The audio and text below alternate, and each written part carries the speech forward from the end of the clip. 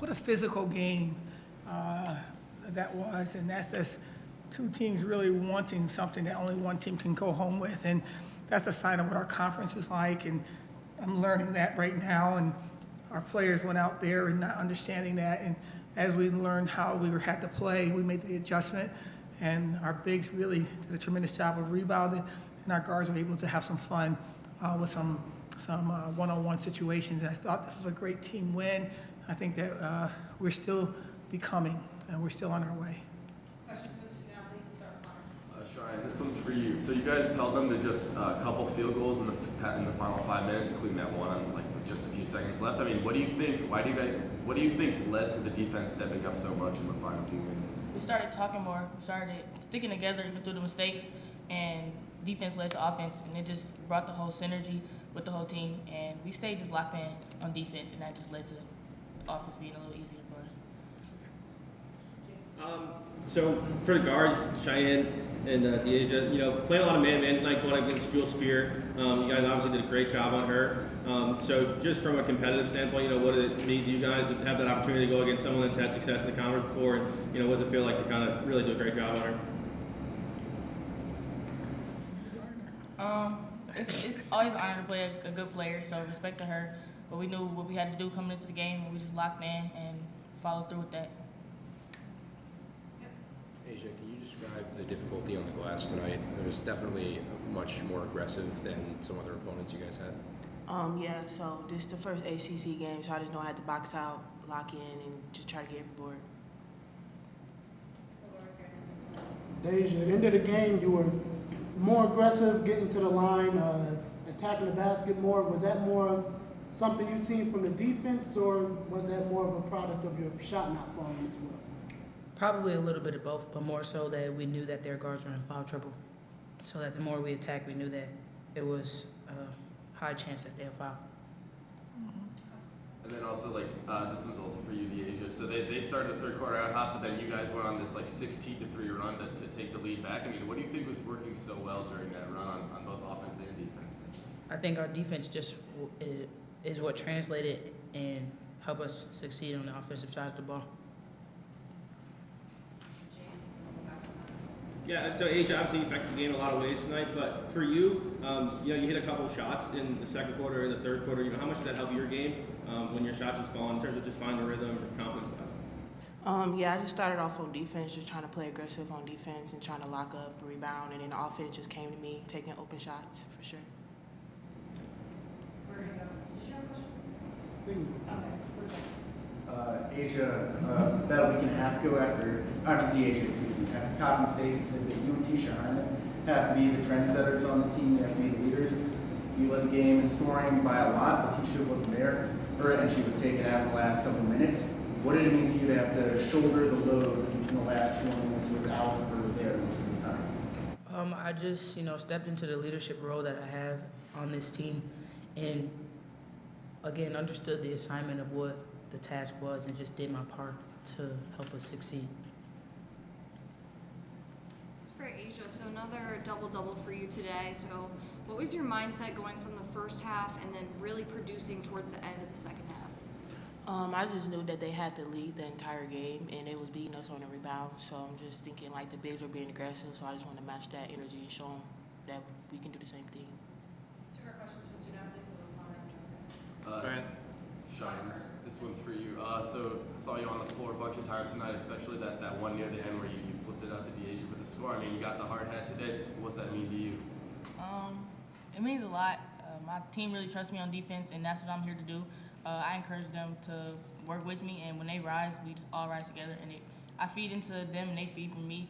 And I saw Deasia, and I threw it to her. I knew she was going to go get it. So when I have the confidence in them that I have, it just leads me to take risks and take chances, dive on the ground, get those loose balls because I know they got my back. Last question. I was going to go off for Connor's point there. I see you're rocking the hard hat. After today, we talk about setting the tone with the first ACC win. You guys are undefeated at home. What are you looking at going in the next game off of this performance? Our defense is only going to get better. We're going to keep coming, and like I said, with our defense leads our offense, and that'll get better as well. So we're just going to keep coming and show them that we're another aggressive team. Although we're new to the conference, a lot of us, we're going to match that. We're going to surpass that, and just come hard every day. Defense, offense, just be aggressive. Thanks, ladies. Thank you. Thank you.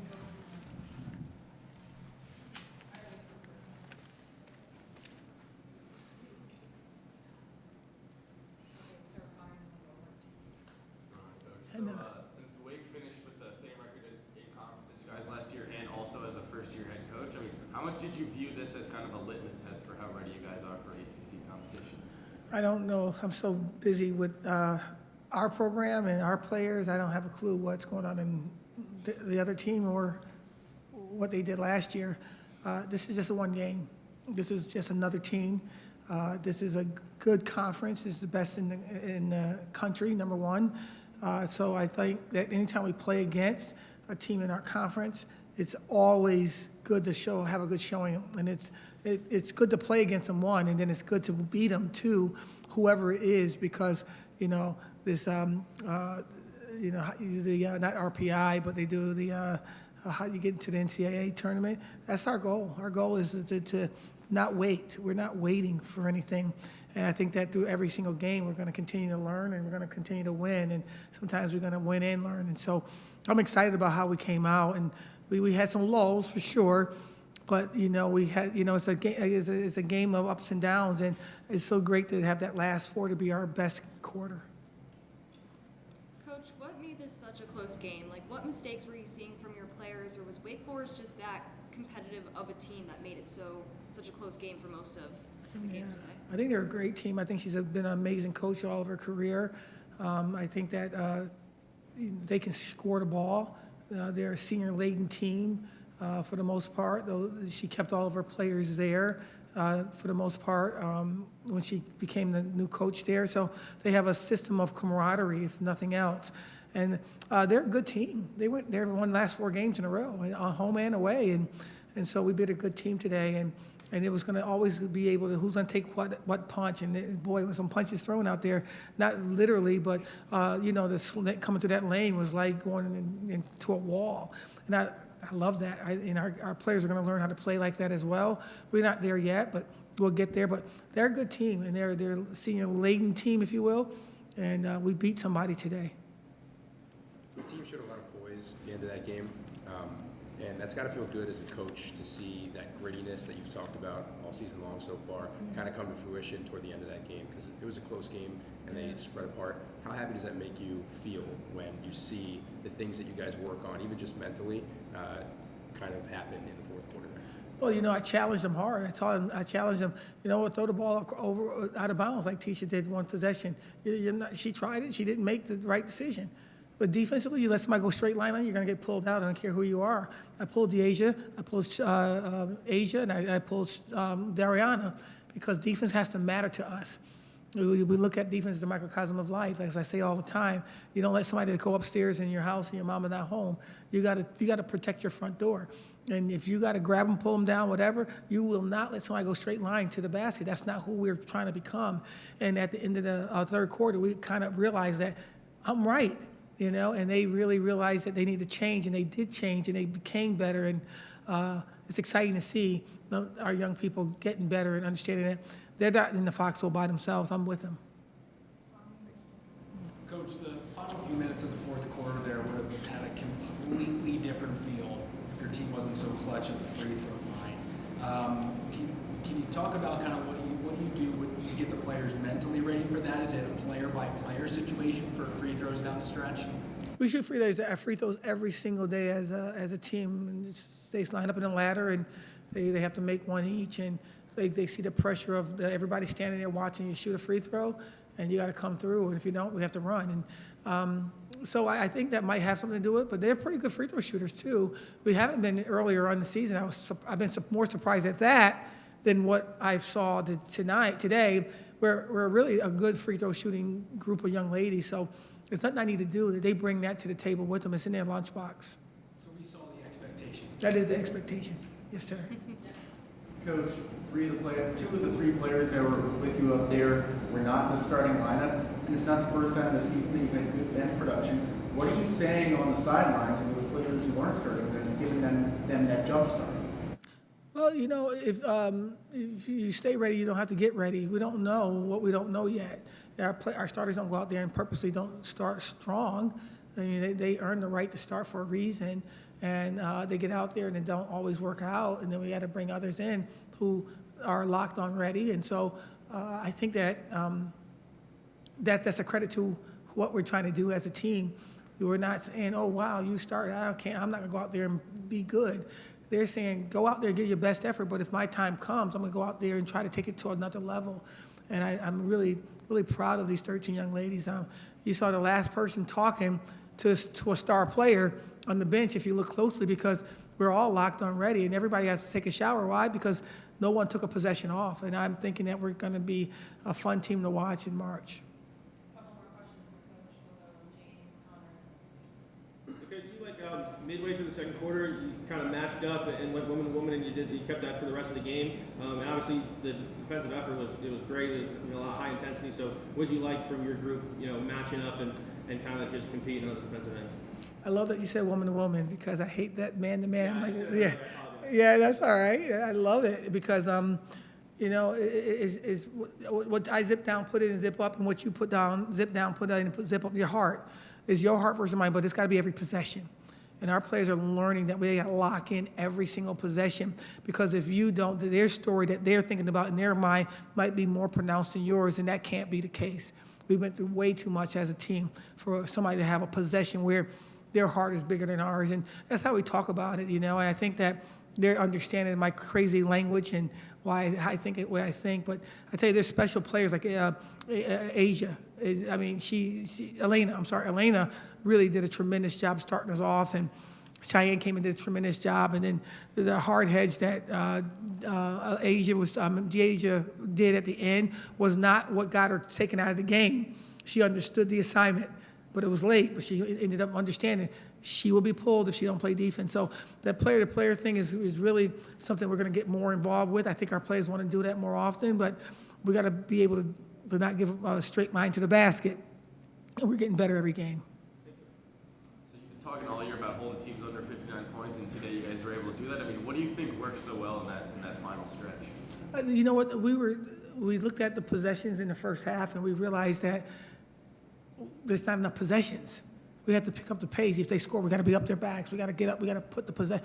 And I think that once we started changing the pace of the game, to even though the balls were taken and shot and threw or out of bounds, the possessions were coming faster. We're a better possession team. I think we're in the top 20 in the country in that. And I think that once we realized that we got to play our game, it changed the way they were playing. I think we're in a really good shape to really play, 45, 50 minutes a game. Last two questions from here. Coach, can you speak to bringing, I know you brought a lot of girls from UB, but Diasia, bringing her to the ACC, what about her game is translating? It seems like she's always going to be a good scorer, and you talked about the ebbs and flows of her defense today, but she had a real big steal at the end of the game today.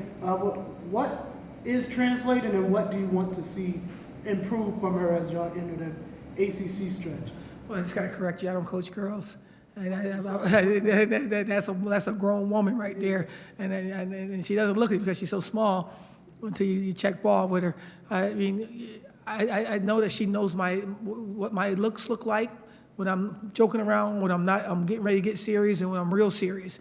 She understands that, and she knows how to get the team ready to really rally, because I'm gonna blow a gasket. And one thing I like is that even Georgia, and I can jump on Georgia. I don't know. I was saying some real tough things to Georgia when she was playing, because I had to change the way she was thinking. I can do that with Georgia because she's been with me for a year, and I'm getting better with Tisha. I'm getting better with Elena. I'm getting better with the other ones as well. But it's really good when you bring your own players with you, and when you have your adopted players to see how that works, then we can all become a real close family. And I think today it changed over to that.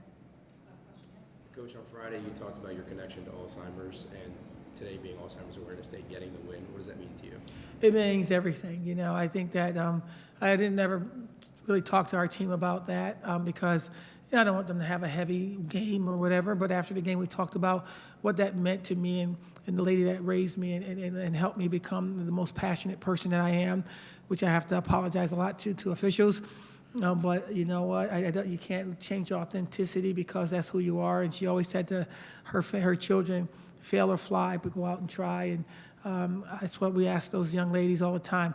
You are enough, because a lady named Thalia Leggett reminded me every day that she had time outside of those 2 jobs she worked at. I was enough. And she doesn't remember a lot of things, most things right now. But you know what? I remembered enough for the both of us. And I hope that these young ladies take something back with them that Thalia Leggett told me to tell them, that they can continue her legacy of, young women have every right to be just like any other person. And if you go out there and take it every day, you have an opportunity to become. It may not be when you want it, but it's going to come because you don't change who you are. So Alzheimer's awareness is something that's going to get better. It's something that affects everyone, black, white, tall, short, and it's an everybody disease. And I think that we're making strides. They're saying that now they're slowing it down, which is a blessing. And if I can help somebody as I pass along the way, then Thalia Leggett's living will not be in vain. Thank you for that question.